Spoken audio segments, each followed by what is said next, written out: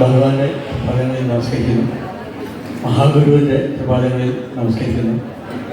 ഞാൻ വേദിയിലെ എല്ലാവരെയും, എൻ്റെ ഗുരുക്കന്മാരായിട്ടുള്ള എല്ലാവരും ഞാൻ കണക്കാക്കുന്നു, അവരെയൊക്കെ നമസ്കരിക്കുന്നു. ഈ വേദിയിൽ സദസ്സിലുള്ള എല്ലാവരെയും ഭക്തന്മാരെയും ഞാൻ നമസ്കരിക്കുന്നു. ഇങ്ങനെയൊരു ഗുരുദക്ഷിണ ഞാൻ ഇതുവരെ എൻ്റെ ലോകത്ത് ഞാൻ കണ്ടിട്ടില്ല. ഇത്രയും ഗംഭീരമായിട്ടുള്ള ഒരു ഗുരുദക്ഷിണയ്ക്ക് തയ്യാറായിട്ടുള്ള ഈ ശിഷ്യന്മാരെയും അത് സ്വീകരിക്കാൻ തയ്യാറായിട്ടുള്ള മഹാഗുരുവിനെയും എങ്ങനെയാണ് അവതരിപ്പിക്കേണ്ടത് എനിക്ക് അറിഞ്ഞില്ല. അത്ര ഹൃദയത്തിൽ നിറഞ്ഞ സന്തോഷത്തോടുകൂടിയിട്ടാണ് ഞാനിവിടെ നിൽക്കുന്നത്. വൃദ്ധൻ എന്ന് പറയുന്നത് വൃദ്ധി നേടിയവന്നേ ഉള്ളൂ, അല്ലാതെ വയസ്സെന്ന് അർത്ഥമില്ല. ജ്ഞാനവൃദ്ധനും വയോവൃദ്ധനും പിന്നെ എല്ലാ തരത്തിലുള്ള വാർദ്ധക്യവും ലഭിച്ചിട്ടുള്ള ഇത്രയും വലിയൊരു കലാകാരനെ നമ്മൾ ആരും കണ്ടിട്ടുണ്ടാവില്ല. 100 വയസ്സ് വരെ ജീവിക്കുക എന്ന് പറയുന്നത് വെറുതെ ഒരു കാര്യമൊന്നുമല്ല.